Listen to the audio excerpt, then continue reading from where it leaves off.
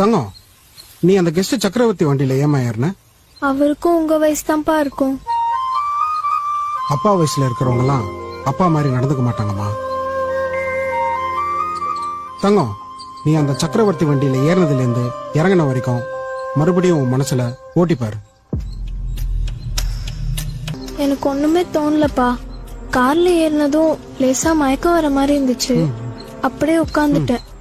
கொஞ்ச நேரம் கழிச்சு ட்ரெஸ் மாத்திட்டு இறங்கிட்டேன். நீ காருக்குள்ள ஏறினப்போ இருந்த மனநல உடல்நிலைக்கும் காரை விட்டு வெளியில வரும்போது இருந்த மனநல உடல்நிலைக்கும் ஏதாவது வித்தியாசம் உணர்ந்தியாமா?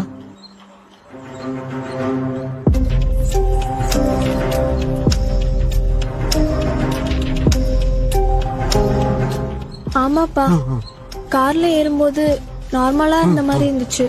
ஆனா இறங்கும் போது பெயினா தான் இருந்துச்சு. நீ பரதநாட்டியம் ஆடினதுனால வந்த பெயின்னு நினைச்சிருப்ப. ஆமாப்பா.